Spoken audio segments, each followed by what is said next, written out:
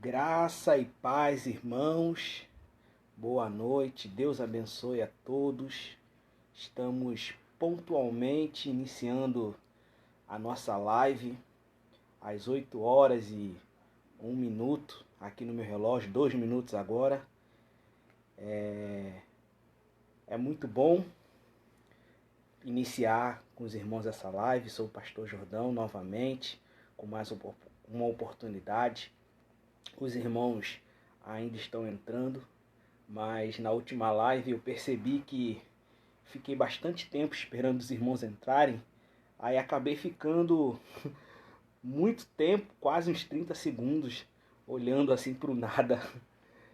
Então já dessa vez iniciei falando. E aí os irmãos vão entrando e vai ser uma bênção, vai ser bênção de Deus essa noite que o Senhor reservou para nós, para que possamos fazer essa live, falar um pouquinho sobre as coisas concernentes ao reino de Deus, sobre Cristo, sobre o Espírito Santo, tudo aquilo que amamos, tudo aquilo que vivemos, tudo aquilo que acreditamos, tudo aquilo que é bênção para a minha vida, que é bênção para a sua vida, aquilo que nos torna pessoas melhores, aquilo que nos motiva a continuar, a acordar de manhã cada dia mais, lutar cada dia mais, e certamente você será tão impactado por essa palavra quanto eu fui, tanto ao longo dos dias em que eu fiquei digerindo e pensando e ruminando dessa palavra, como quando eu sentei para preparar esse estudo, essa palavra, que eu li um pouco melhor, meditei um pouco mais e o Senhor falou muito comigo. Ontem foi tremendo, o Café com Verbo que nós tivemos, o bispo trouxe uma proposta muito interessante, muito bacana, que foi a proposta de não só de estudo que ele já vem trazendo, mas possibilitar perguntas e respostas ao vivo, te dar a chance de interagir. Foi bem legal, foi bem interessante, eu gostei muito. E aí, hoje a gente não tem como fazer da mesma forma, até porque o conhecimento do bispo é muito além do nosso, mas também essa não é a ideia, a intenção. A proposta é a gente trazer uma palavra aqui para poder abençoar a vida dos irmãos durante esse período que nós estamos de quarentena, né? Estamos confinados e não estamos podendo ter tanto outros, mais com os nossos familiares, com os nossos parentes. E Deus tem falado com o nosso bispo para poder nos trazer essa... Calma aí, alguns irmãos estão questionando aqui que não estão conseguindo. A minha esposa... Calma aí que eu vou tentar fazer esse compartilhamento desse link aqui. Vem cá, me empresta esse outro celular aqui. É no Facebook. Se minha própria esposa está com dificuldade, imagine os outros irmãos. Deixa eu tentar compartilhar aqui o link. Os irmãos estão conseguindo. Já tem alguns irmãos que estão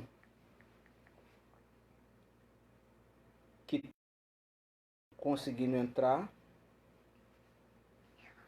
Deixa eu tentar compartilhar aqui esse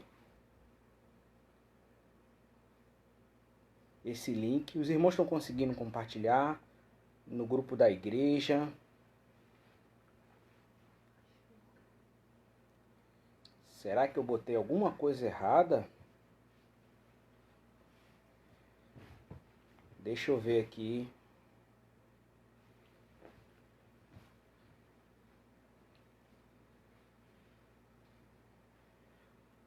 Calma, irmãos. Muita hora nessa calma.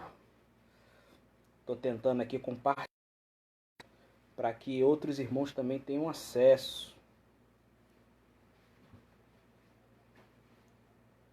Os irmãos estão tentando entrar pelo YouTube, na verdade, tá pelo Facebook.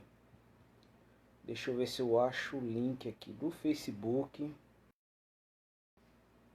YouTube. Agora, ó, apareceu aqui agora.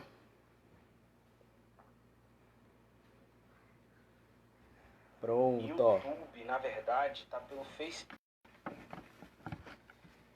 Pronto, agora vê se minha esposa consegue compartilhar esse link aí para os outros irmãos. O telefone dela tá um pouco atrasado em relação ao meu. Pronto. Compartilha, por favor, meus irmãos. Pronto, só vou dar um tempinho aqui para os outros irmãos chegarem. Mas como eu estava dizendo, dá um oi aqui, Laurinha, já que você veio para cá. Oi.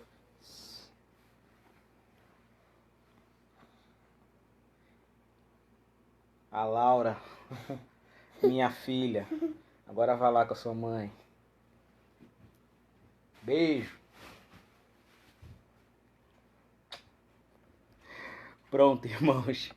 Bom que não só embelezou um pouco a tela de vocês, né? Mas também deu um pouco mais de tempo para os irmãos conseguirem chegar. Bênção de Deus tem sido essas lives na nossa vida. Como eu estava dizendo,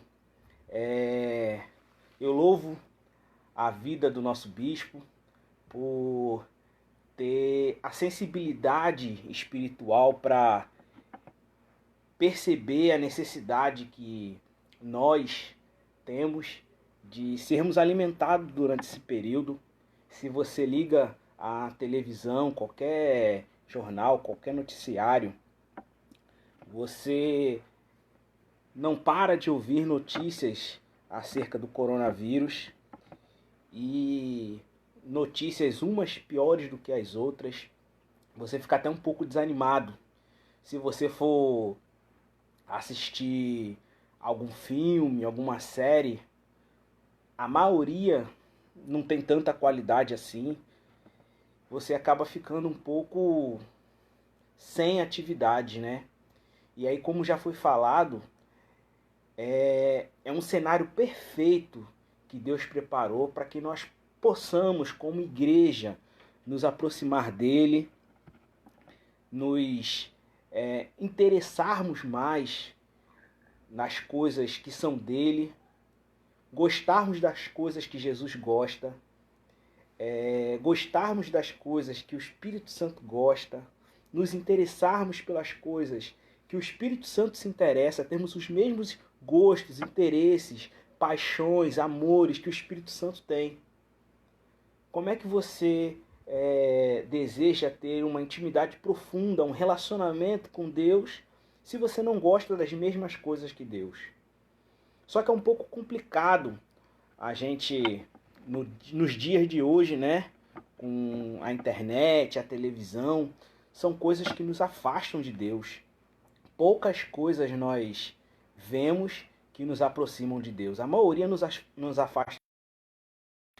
Mas enfim, vou orar para a gente iniciar esse momento. Muitos irmãos já entraram. Creio que o link já está sendo compartilhado. Muitos ainda vão entrar. E os que forem entrando vão pegando aí o bonde já andando, mas a nossa conversa aqui vai ser muito simples, então faço entendimento para todos. E aí até porque tem a oportunidade de ver depois o começo, a parte que perdeu, porque os vídeos eles ficam gravados. Feche seus olhos, se for possível, onde você está. Vamos orar ao nosso Deus. Pai, mais uma vez estamos aqui com essa honra de estar trazendo essa live junto com os meus irmãos. Por isso eu te louvo, por isso eu engrandeço e glorifico o teu nome. Muito obrigado, Senhor, por mais um dia nos permitir conversar sobre coisas que são do teu interesse, porque nós queremos que o teu interesse seja o nosso interesse. As coisas que o Senhor ama fazer sejam as coisas que nós amamos fazer. as coisas que o Senhor busca sejam as nossas coisas que nós também buscamos. Porque os nossos gostos, os nossos interesses, os nossos desejos, aquilo que nos traz prazer, precisa estar alinhado contigo, com os teus interesses, com aquilo que apraz ao Senhor. Por isso, todas as lives têm sido muito edificantes e importantes para que possamos conhecer um pouco mais de Ti, nos aproximar um pouco mais de Ti. E por isso, Senhor, eu glorifico o Teu nome. Eu exalto o Teu nome, porque o Senhor tem se feito presente todos os dias, em cada live, em cada transmissão. É possível, Senhor, sentir a Tua presença, é possível ouvir a Tua voz. E por isso, te glorificamos nessa hora e dizemos que Tu és bom. Tu és bom. E por isso, Senhor, somos gratos a Ti, pela Tua bondade que nos alcançou. Em nome de Jesus, fazemos essa oração. Fica conosco. Nos dá condições de nos fazermos entender para que os Teus filhos sejam abençoados mais uma vez. Em nome de Jesus. Em nome de Jesus. Glória a Deus, meus irmãos. Vou compartilhar um texto com vocês, muito conhecido, e eu gostaria de fazer atenção à mente, né? As mentes que me chamaram a atenção para esse texto. Certa vez eu estava conversando com um casal de amigos, Jonatas e Suzana, e eles comentaram sobre uma peculiaridade específica nesse texto que eu vou ler. Apesar de ser um texto muito conhecido, um texto que eu já li diversas vezes, mais de uma vez eu já li esse texto, e nunca tinha me atentado para esse detalhe. E foi bênção de Deus. Eu tive a oportunidade de me aprofundar um pouco mais nele, ler um pouco mais sobre ele, e aí Deus falou muito forte comigo. É claro que depois que eu encontrei outras referências, outras pessoas que falavam sobre esse assunto, mas na época em que eu ouvi pela primeira vez me chamou muita atenção. Então por isso eu gostaria de compartilhar com os irmãos. É um texto que se encontra no Evangelho segundo escreveu Lucas, no capítulo 2. Vamos ler do verso 41 ao 51. É uma passagem muito conhecida dos irmãos. Se os irmãos quiserem acompanhar aí com suas Bíblias, caso não seja possível acompanhar com a Bíblia, me escute por gentileza. Lucas capítulo 2, a partir do verso 41, diz assim a palavra do Senhor. Acompanhe comigo. Ora, anualmente iam seus pais a Jerusalém para a festa da Páscoa. Aqui está se referindo à família de Jesus, Jesus e seus familiares, que anualmente iam para Jerusalém. Jesus, junto com sua família, como Galileu, ele morava em Nazaré, e todos os anos sua família saía de Nazaré, ia numa peregrinação, quase uma viagem missionária, né, em comitiva, para Jerusalém, a fim de festejar a Páscoa. Verso 42. Quando ele atingiu 12 anos, subiram a Jerusalém, segundo o costume da festa. Só fazer um comentário sobre esse versículo. 12 anos era uma data muito importante para Jesus, porque a partir dos 12 anos, Jesus ele era considerado filho da lei, ou seja, ele passava a ser obrigado a cumprir alguns dos rituais que a lei exigia, alguns das religiosidades que a lei exigia dos judeus. Então, até os 12 anos, Jesus, como criança, ele não era obrigado a cumprir jejum, ofertas e tudo mais.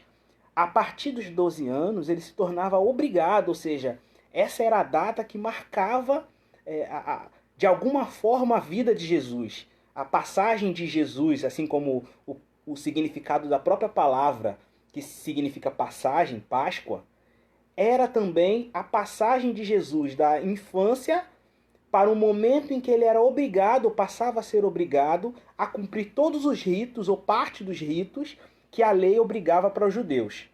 Amém? Sabedores disso, vamos continuar. Terminados os dias da festa, a Páscoa, quando ela foi instituída, ela durava 7 dias. A festa dos pães asmos. Ao regressarem, permaneceu um menino em Jerusalém, sem que seus pais soubessem. Pensando, porém, estar ele entre os companheiros de viagem, foram caminho de um dia. Então passaram a procurá-lo entre os parentes e os conhecidos. E não tendo encontrado, voltaram a Jerusalém à sua procura. 3 dias depois, o acharam no templo, assentado no meio dos doutores, ouvindo-os e interrogando-os. E todos os que ouviam, muito se admiravam da sua inteligência e das suas respostas. Logo que seus pais o viram, ficaram maravilhados. E sua mãe lhe disse: Filho, por que fizeste assim conosco? Teu pai e eu, aflitos, estamos à tua procura. É muito interessante fazer mais uma pausa, esse versículo que nós acabamos de ler, porque os pais de Jesus, eles não viam há 3 dias, não tinham notícias de Jesus há 3 dias.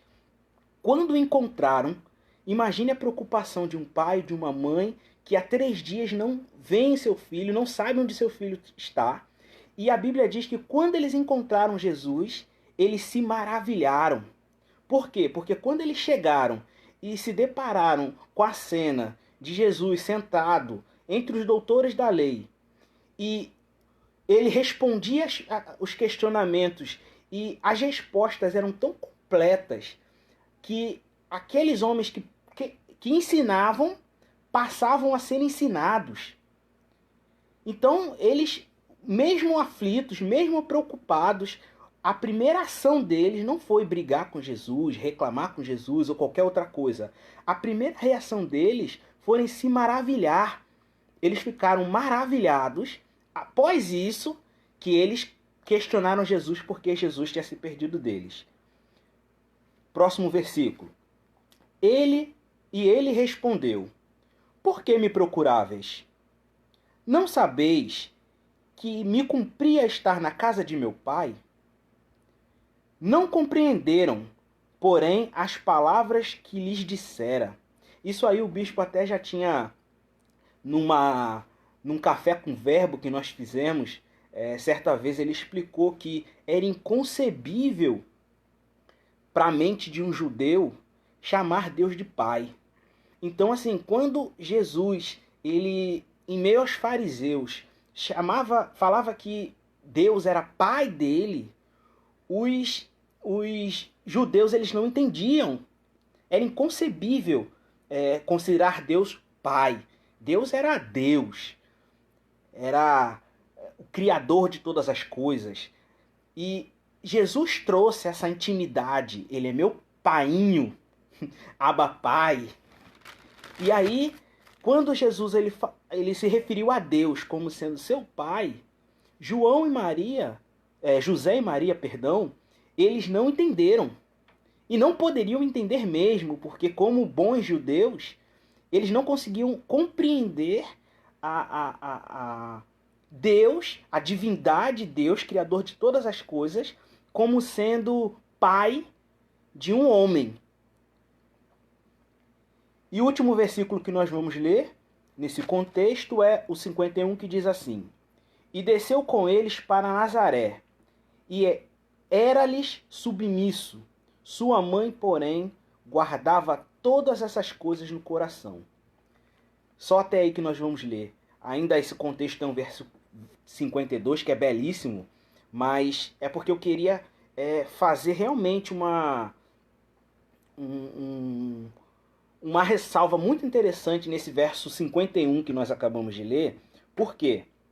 Diz assim, Jesus ele foi com eles para Nazaré, de volta para casa, porque era submisso, era muito obediente. É muito interessante, ou muito importante, melhor dizendo, para que você não confunda as coisas, você saber que Jesus era extremamente obediente. Você só vai conseguir entender onde eu estou querendo chegar se você guardar isso no seu coração. Então, em primeiro lugar, guarde isso no seu coração. Jesus era extremamente obediente. Ele era extremamente obediente a José e a Maria, seus pais terrenos, né, enquanto humano. Assim como ele era muito obediente, extremamente obediente às autoridades. Até porque nós lemos aqui que Jesus ele não ensinava, como muitos costumam dizer. Jesus ele respondia aos ensinamentos.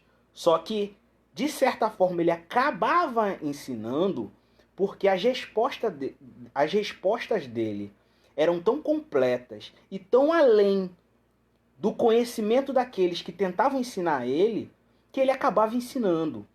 Mas havia uma ordem no templo em que Jesus ele não era professor, mas as respostas dele admiravam a todos, porque as pessoas, os doutores da lei tentavam ensinar, e Jesus fazia questionamentos que fugiam ao conhecimento até daqueles que dominavam a lei. Aqueles que dominavam a lei não conseguiam entender, raciocinar no mesmo nível de Jesus. Jesus estava no nível acima, mas Jesus era extremamente obediente. Pronto, você guardou isso no seu coração. Jesus era extremamente obediente. Vamos lá, falar um pouco sobre o texto, contextualizar você. Como nós lemos, anualmente a família de Jesus ia com uma comitiva, saía de Nazaré e ia rumo a Jerusalém, onde lá comemoravam a Páscoa. A Páscoa, como muitos sabem, foi instituída lá no Antigo Testamento. A primeira Páscoa, na verdade, foi na época ainda que o povo estava no Egito, quando cada família se reuniu na sua casa, aqueles que tinham condições se juntavam com outros para matar o bezerro e pegar aquele sangue e aspergir na porta para que o anjo da morte passasse direto por sua casa e assim eles não conhecessem a morte. Só que após isso o povo conseguiu ser liberto, saiu do cativeiro do Egito, e aí Deus deu a Moisés a ordenância de se comemorar a Páscoa, entre outras festas. Então, anualmente, os judeus eles se reuniam em família e ceivavam o cordeiro, eles assavam pães sem fermento, que eram os pães asmos, eles ervas amargas, eles tomavam vinho não fermentado, então tinha todo um simbolismo para celebrar a Páscoa. E a Páscoa era celebrada anualmente por alguns judeus que saíam de suas cidades e peregrinavam rumo a Jerusalém. Hoje os judeus ainda fazem isso, muitos judeus ainda fazem isso. Se tiver um judeu aqui no Brasil, certamente ele vai se reunir com sua família e vai fazer todas as tradições religiosas que a lei que foi dada a Moisés por ordenança. Mas aqueles que estão lá em Jerusalém ou que estão nas proximidades da cidade de Jerusalém, eles ainda fazem essa peregrinação rumo a Jerusalém. É claro que o templo da época de Jesus ele foi destruído, não tem mais o templo, mas ainda tem fragmentos do templo, né? Muros ainda estão de pé. Tem lá, por exemplo, o Muro das Lamentações, que ainda hoje é um motivo de guerra, né?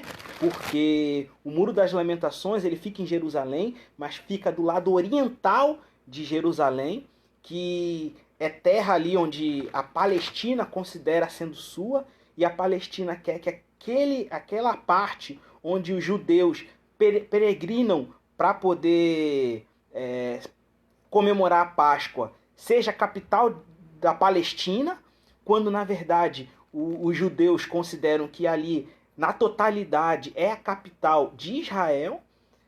Jerusalém toda é a capital de Israel, e na verdade isso é uma briga milenar, e até hoje conflitos são travados por conta dessa região. Mas nesse momento aqui que nós estamos, não vem ao caso. Vamos nos focar aqui no texto. E aí a família de Jesus, ela ia todos os anos comemorar a Páscoa lá em Jerusalém. E é uma comitiva muito grande. Jesus, a Bíblia, ela fala de pelo menos 3 irmãos de Jesus. Fala de Judas, fala de Tiago, fala de José. E a Bíblia, em um outro momento, fala que ele tinha irmãos e irmãs. Ou seja, além de irmãos, Jesus tinha irmãs. Ou seja, Jesus, ele tinha a família de Jesus, os filhos de José e Maria, eram para mais de 5, 6, não sei quantos eram, mas era um bocado de menino. Então imagina, José e Maria juntava aquele monte de menino, aí juntava com primo, com tia, com irmão, com vizinho, fazia aquela comitiva, aquela viagem missionária santa.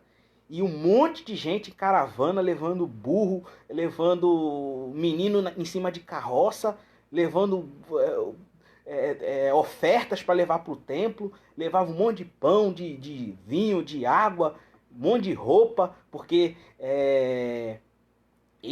vê que eles viajavam um dia a pé e ainda não conseguiam sair de Jerusalém para Nazaré ou vice-versa. Então, assim, era uma viagem que durava alguns dias. E lá eles permaneciam durante 7 dias, no mínimo, que eram 7 dias de festa. Então, assim, imagine aquele monte de gente levando um monte de coisa, um monte de menino, para viajar para uma outra cidade. Isso eles faziam todos os anos.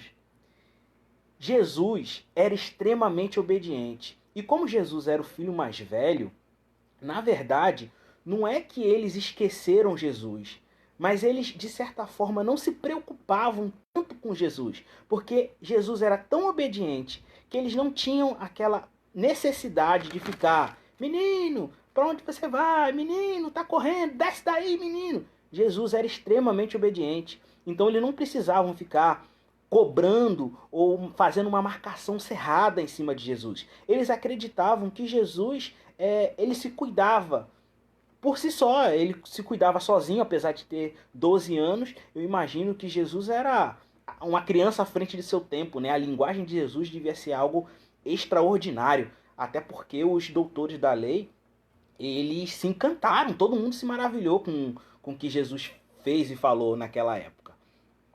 Então, passado os dias da festa, eles juntaram toda aquela comitiva, aquele monte de menino, aquele monte de roupa, de resto de comida, para fazer a viagem de volta. E aí eles seguiram a vida normalmente, conversando. E é importante você saber também que essa viagem era uma viagem extremamente alegre. Apesar de muito cansativa, provavelmente, né? Se você fosse fazer uma viagem nesse feitio, você ia ficar esgotado. Mas era uma viagem muito alegre. Eles viajavam entoando cânticos, glorificando o nome do Senhor, provavelmente levavam instrumentos e ficavam... não tinha a Arca da Aliança, né? Mas imagina como Davi, ele se movia com sua tropa, né? Na presença do Senhor. Ele então se alegrava, ele dançava com todas as suas forças. Eu imagino que aquela comitiva era assim. Era extremamente alegre, extremamente feliz, animada. Então imagina aquela festa, aquela bagunça santa, e no meio dessa bagunça deveria estar Jesus. Quando eles se dão conta, provavelmente pararam para fazer acampamento, alguma coisa do tipo. Perdão, derrubei aqui o celular, que eu botei um suporte aqui improvisado. E eu tô me mexendo muito, é por isso que ele balançou. Vou tentar ficar mais quieto. Me empolguei. E aí, no meio daquele... Acredito que eles tenham feito alguma parada. E aí, José e Maria foram buscar seus filhos para saber se estavam comendo bem, se estavam bem alimentados. Provavelmente aquele monte de menino correndo, brincando de pique-pega. Aí eles foram e não acharam Jesus. Aí eles se deram conta que Jesus não estava com eles. Já tinha um dia de viagem. E aí eles entraram em desespero, começaram a perguntar para as pessoas. Ninguém sabia onde estava Jesus. Na verdade, há muito tempo que ninguém via Jesus. Acredito que eles estavam todos extasiados, né? Felizes porque tinha sido uma festa tremenda, uma festa maravilhosa, uma festa em que eles consagraram a Deus. E estava todo mundo extasiado e meio que não perceberam que Jesus não estava mais entre eles. Foi quando não tem outra opção, vamos ter que voltar. A Bíblia não fala, na verdade, com quantos eles voltaram, se voltou a comitiva toda, se voltou só alguns. Pelo menos José e Maria, que são os pais, voltaram, né? Aí eles voltaram, procuraram Jesus. E o interessante é que se eles demoraram um dia para perceber que Jesus não estava, eles fizeram uma viagem de aproximadamente um dia. Eles já estavam bem distante de Jerusalém. E aí, para voltar todo o caminho que eles já haviam percorrido, vamos supor que eles tenham gasto mais um dia. Claro que na volta eles não fizeram tantas paradas para voltar para Jerusalém atrás de Jesus. Eles provavelmente não fizeram tantas paradas quanto poderiam ter feito na ida e tudo mais. Mas como nós não temos a noção exata de quanto eles já tinham percorrido, quantos quilômetros eles já tinham percorrido, vamos supor que eles gastaram um dia de volta. Se eles gastaram um dia para ir, gastaram um dia para voltar. Eles chegaram em Jerusalém e aí eles começaram a procurar. Eu não sei se eles ficaram hospedados em alguma hospedaria, se eles armaram tendas. De qualquer forma, eles começaram a procurar nos locais onde eles foram pelas últimas vezes. Se você acontecesse com você, de você ir em alguma festa, chegar em casa e dar falta do seu filho, você ia começar a fazer o caminho pelo qual você passou. Ah, eu passei na farmácia, vou na farmácia. Eu passei na mercearia, vou na mercearia. Eu passei no ponto de ônibus, eu vou no ponto de ônibus. Eles começaram a fazer, ir nos locais em que eles viram Jesus pela última vez. E eles procuraram por 2 dias toda a cidade sem notícias de Jesus. Até que tiveram a brilhante ideia de procurar no templo. Vamos procurar no templo? Aí foram no templo. Chegaram lá, a primeira reação deles foi se maravilhar. Porque eles chegaram lá, Jesus estava sentado no meio dos doutores da lei, dos maiores conhecedores da lei. E quando Jesus falava, até os doutores da lei paravam para ouvir, porque todos estavam maravilhados, porque o conhecimento de Jesus era gigantesco. E é claro, já nos foi ensinado pelo nosso bispo também, que era muito comum um menino, ele era preparado para que quando chegasse aos 12 anos e fosse obrigado a também exercer todos os rituais, ele era preparado para conhecer todos os rituais. Então era muito comum que todos os meninos eles conhecessem de cor todo o Pentateuco, a Taná, né? Eles conheciam de Gênesis a Deuteronômio. Era muito comum eles saberem de cor, porque os meninos eram preparados para isso. Jesus ele não só conhecia de cor, como também ele interpretava os textos. Então, quando um doutor da lei ele explicava alguma coisa, por exemplo, vamos supor que numa determinada reunião, um doutor da lei chegava e começasse a falar sobre os mandamentos e falava, o primeiro mandamento é amar a Deus sobre todas as coisas. Jesus ele dava a interpretação, ele falava o que significava amar a Deus, ele falava todas as aplicações práticas. Jesus ele não só entendia a lei, como ele explicava a lei. Isso era algo tremendo, porque nenhuma criança da idade de Jesus conseguia fazer isso. É claro que para nós não é uma coisa tão relevante, porque nós sabemos da divindade de Jesus. Então, você hoje, sabedor de que ele é Deus, para ele é fácil. Só que imagine, naquela época em que ninguém sabia que ele era Deus. E ainda assim, quando ele se apresentou como sendo Deus, as pessoas ainda não acreditavam.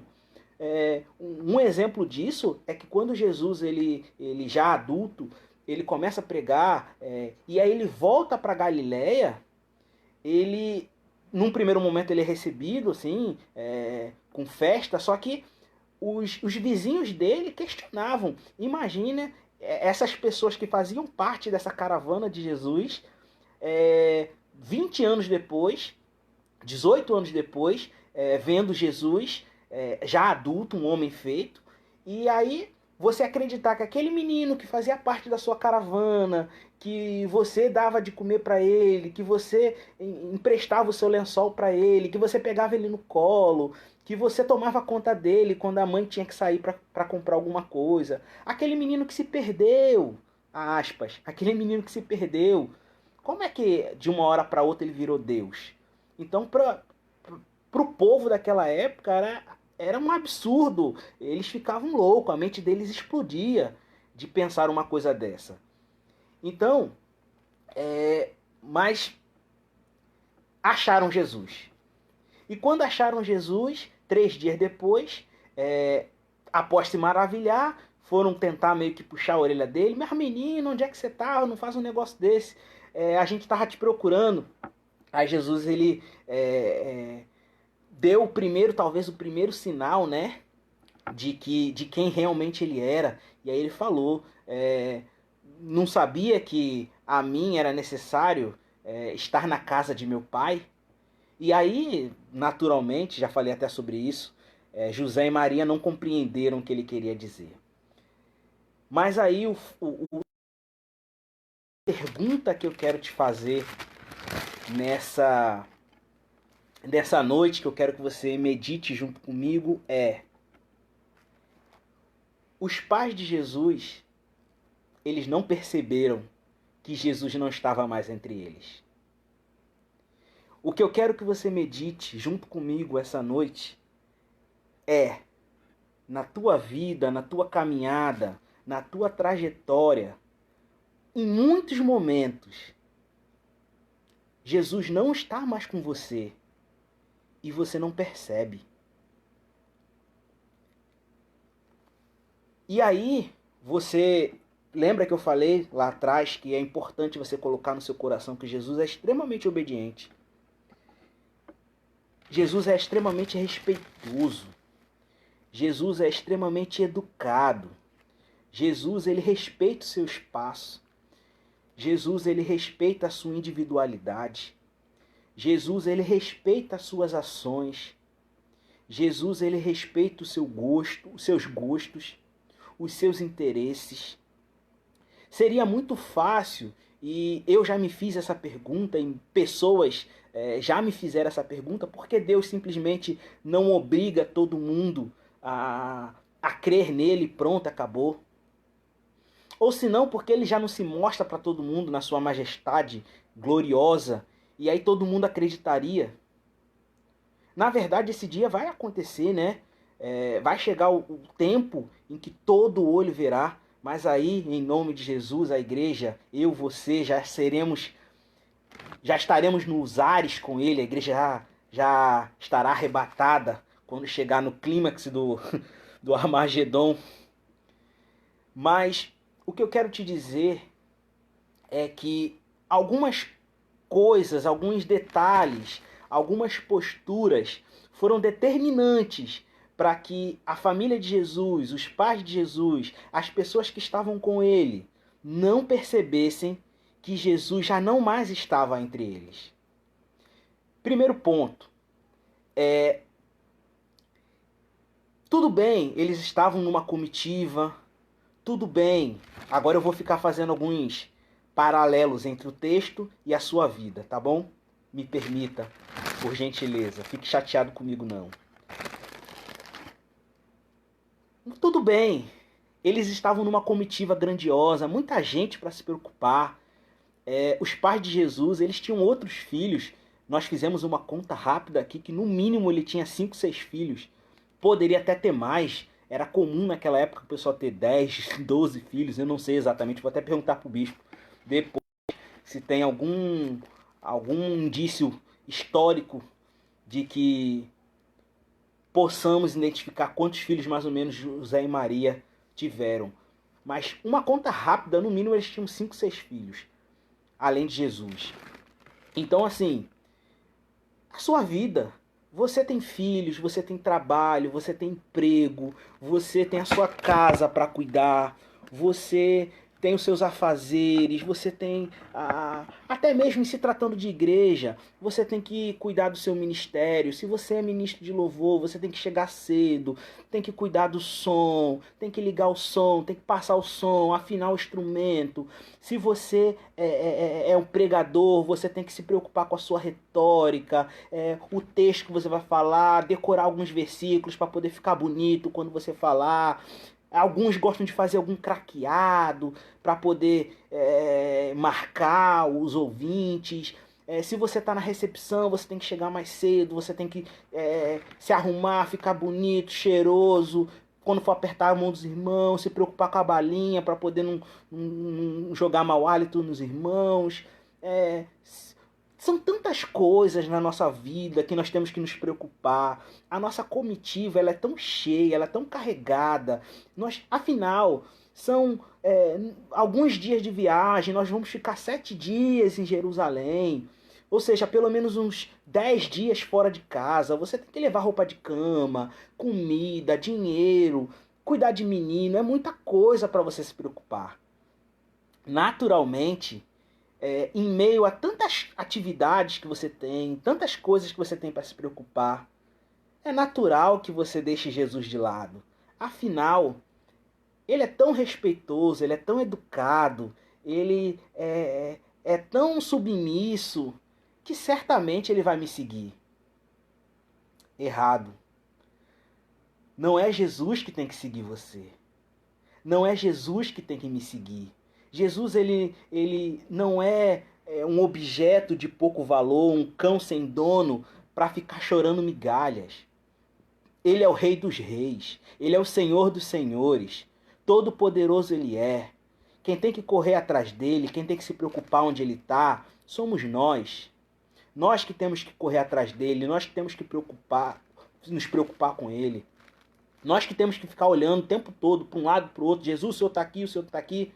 Quando você estiver vendo um filme, se você estiver vendo um filme que desagrada a ele, ele simplesmente vai para o outro cômodo. Você vai começar a assistir o filme cheio de cenas de nudez, cheio de cenas de violência, sei lá o que pode haver no filme, mas quando você se der conta, Jesus já não está do seu lado há muito tempo.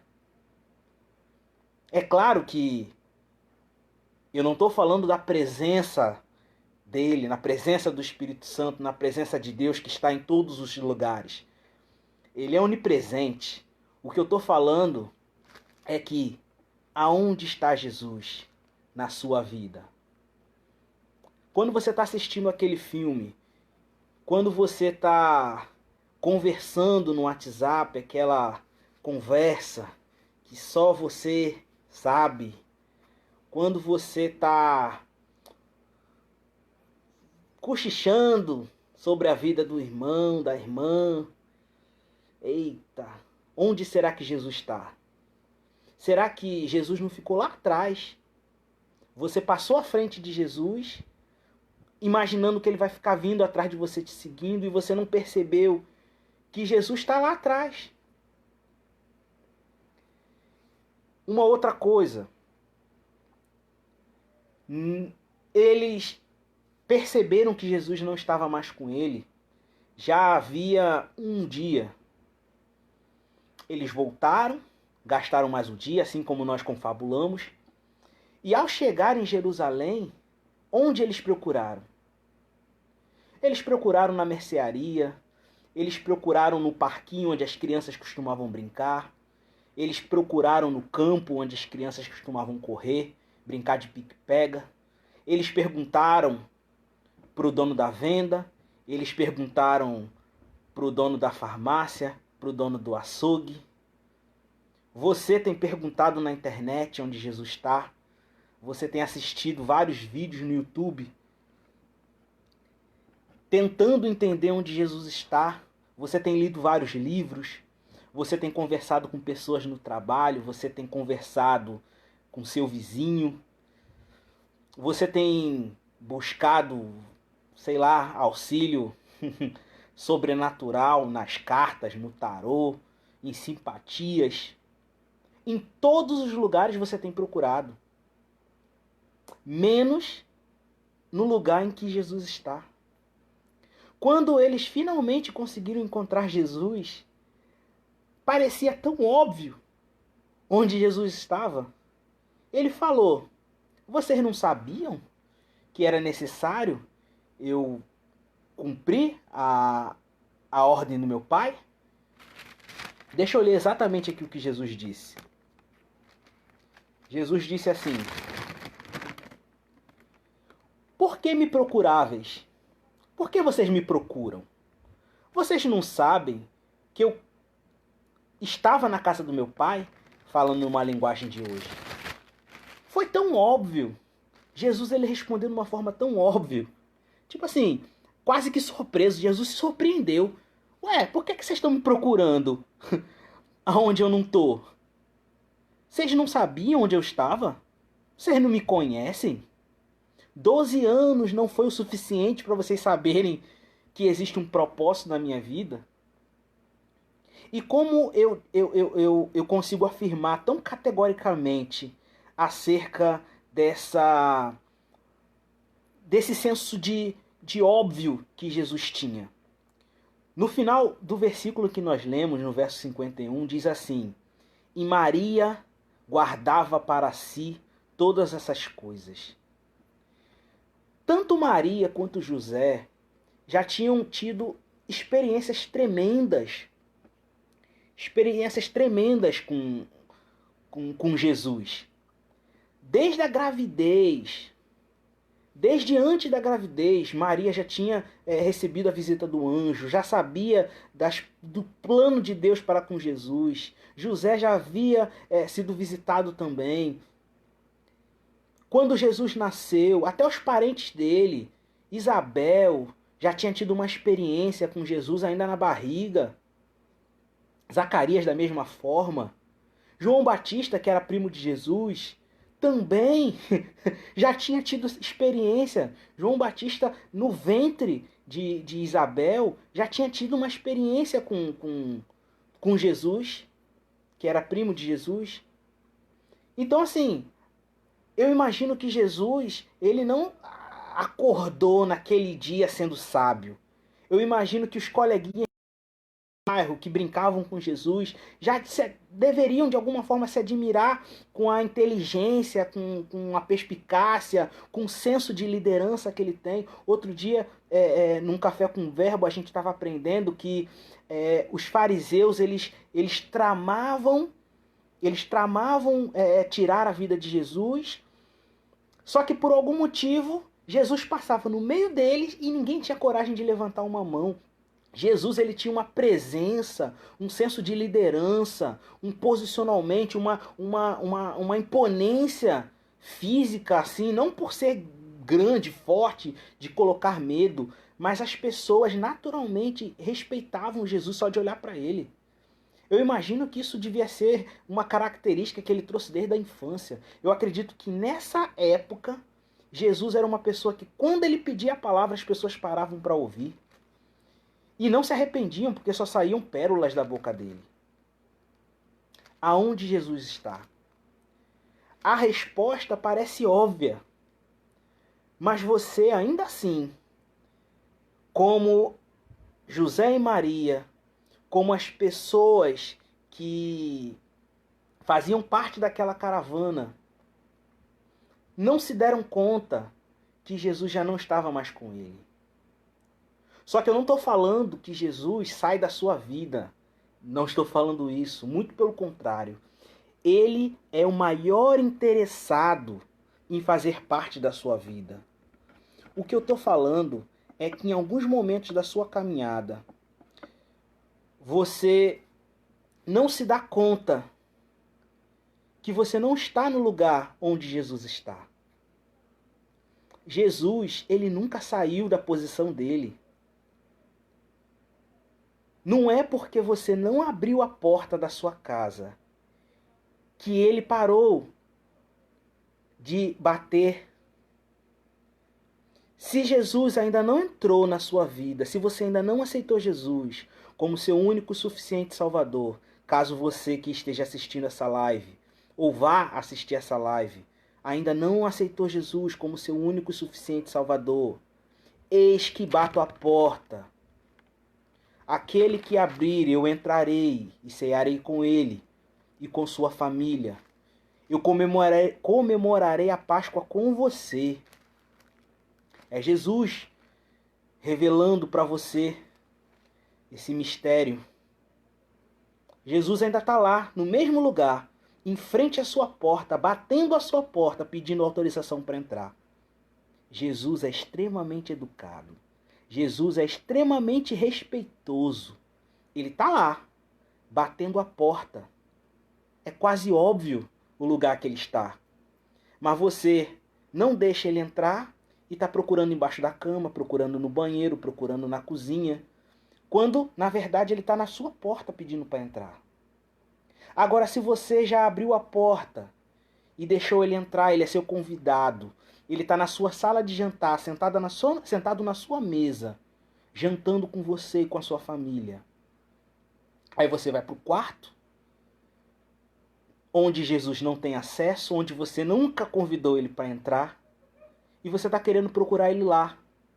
Jesus ele não está no seu quarto, porque no seu quarto você não convidou ele para entrar ainda.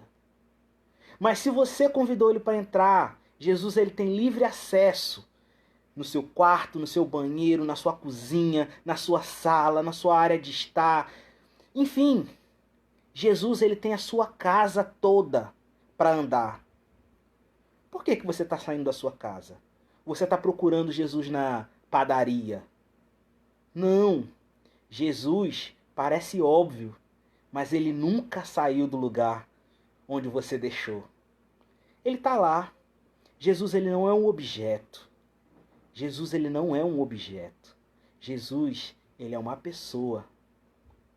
Eu afirmo isso porque, em que pese ter morrido, ele ressuscitou.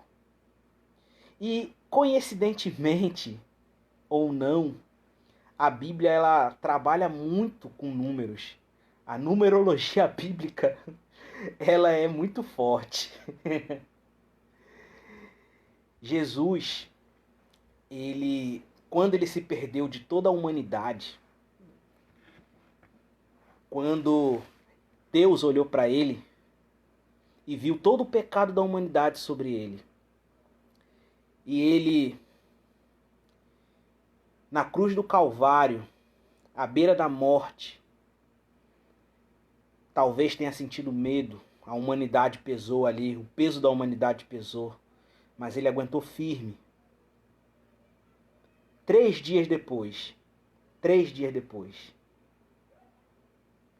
ao terceiro dia, ele ressuscitou. Então, se você, por algum motivo, perdeu Jesus há 3 dias atrás, se você, por algum motivo, perdeu Jesus lá na cruz do Calvário, ou ainda nem encontrou ele, eu tenho uma notícia maravilhosa para você essa noite. Já são 3 dias.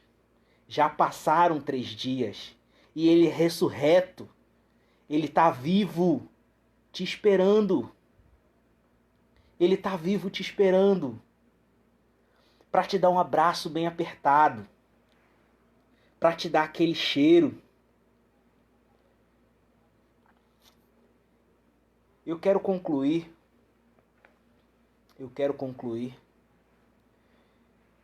Espero não ter sido muito prolixo. Às vezes eu sou acusado de ser muito prolixo. Aí dificultar o entendimento. Espero que você tenha entendido o que eu quis dizer. Usei algumas parábolas, falei fazendo algumas analogias, Mas, em suma, é preciso perceber onde Jesus está. Na nossa caminhada, nós temos muitos afazeres, muitas tarefas. O nosso dia é muito cheio, muito corrido. Mas Jesus, ele não pode ser deixado de lado.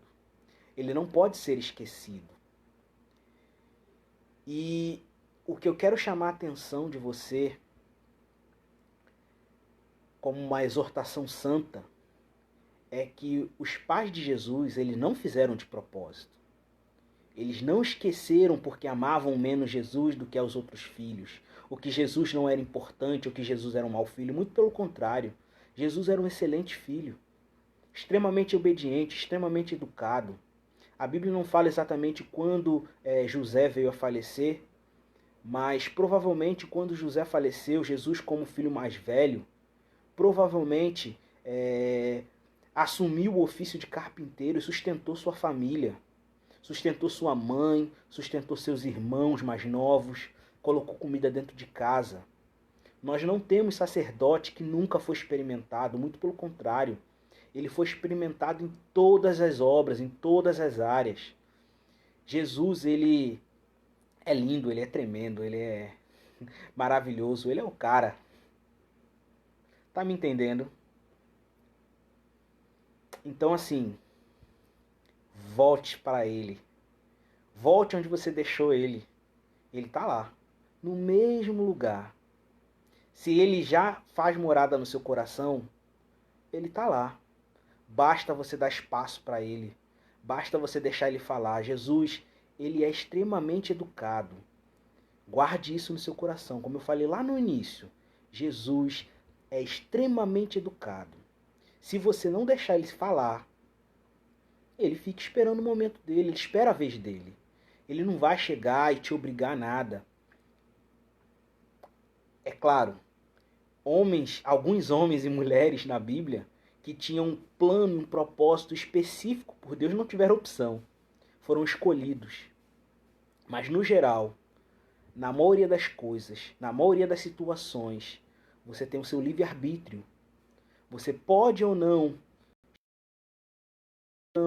fazer coisas com ele. Você pode ou não incluí-lo nas suas atividades. Queira, Deus, que Jesus esteja na sua caravana. E se não estiver, por algum motivo, se você permitiu que Jesus ficasse para trás, volte até o lugar onde que deixou ele. Encontre com ele. Dê um abraço bem forte e volte com ele para casa.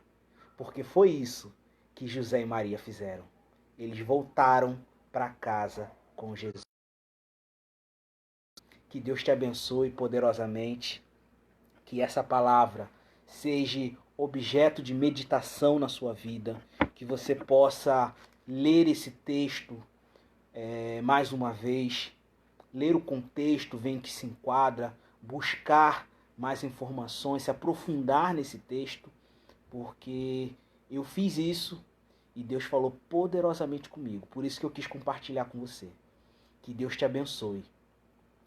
Antes de terminar, eu gostaria de chamar a sua atenção para algo muito importante, que é a obra de Deus, que não para.